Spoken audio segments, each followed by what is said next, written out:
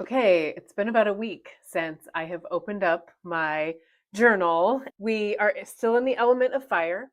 And, when I tell people to work on this journal, I always say you don't have to go in the order the prompts are written.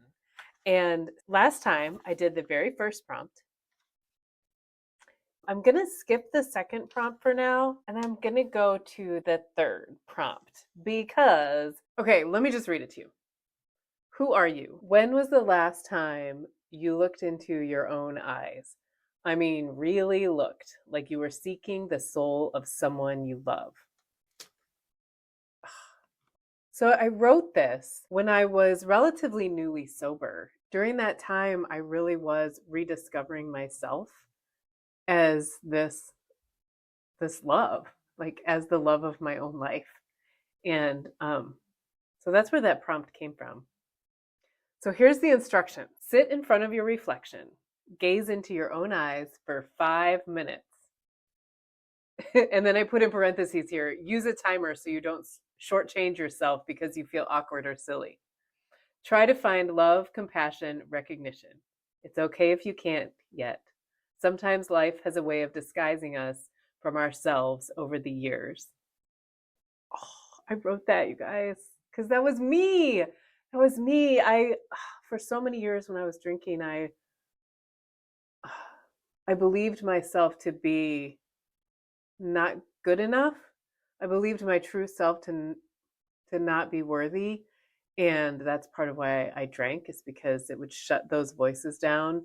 And like I thought that the version of Sky that was out there partying and, being wild and drunk and carefree was like the real me. And I was wrong. And then it says, after 5 honest minutes, write about what came up for you during this exercise. So, okay. So the reason why I want to do this in front of the camera is because I have this thing, this phobia about eye gazing. So I know that like eye gazing is a thing that people do in healing circles and spiritual circles. And I have a good friend who is a yoga teacher, and her name is Leslie Ward. If you're in the Columbus area, you should look her up. Yoga by Leslie. Go check out her classes.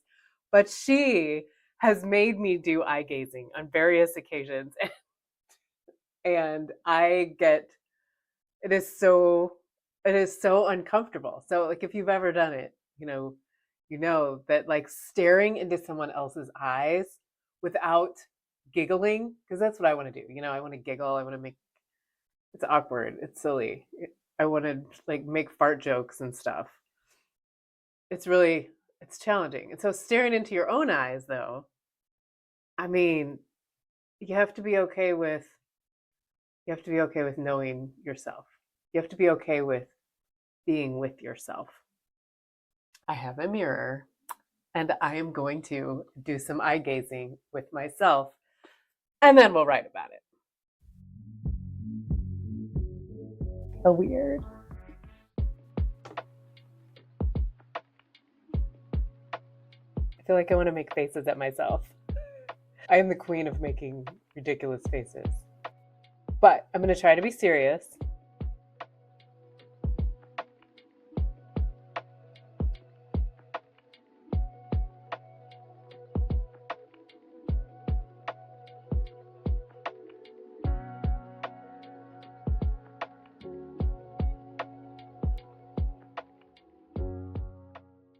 So I did this. I stared at myself and I wrote about it. And here's what came up for me. I used to really struggle with telling myself, I love you.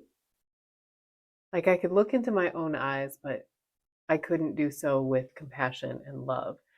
But part of what happens is that when I'm looking at myself in the mirror, I am judging myself. I am seeing wear and tear. I'm seeing age. I'm seeing the flaws in my appearance. And, it's hard to sit there with that.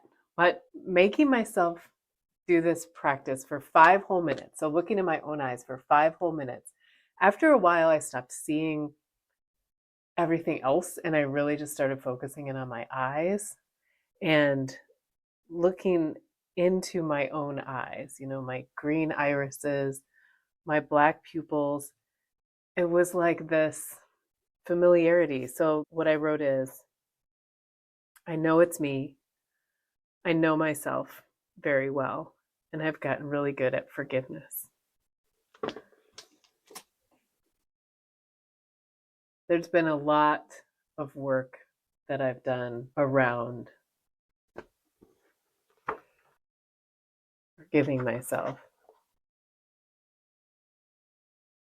It's become easier now that when I do something wrong, when I make a mistake, something that I'm ashamed of, you know, parenting is hard. Y'all, parenting is really hard. And I feel like I am constantly doing the wrong thing, saying the wrong thing, making mistakes. And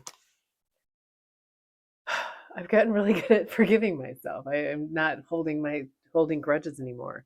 You know, and in the journal, so I have all these little things that I wrote, like these little, I don't know, affirmations, mini poems. I don't know what you want to call them, but in this section, it says, everything catches light at the right angle.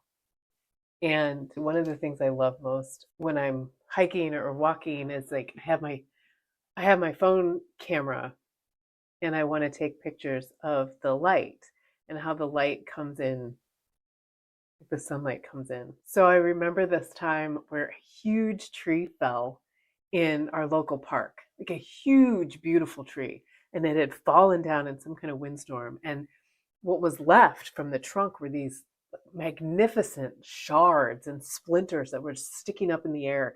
And it was so like horrifying in a lot of ways, but it was also really, really beautiful. But I went there to see it because it, you know, it was gigantic.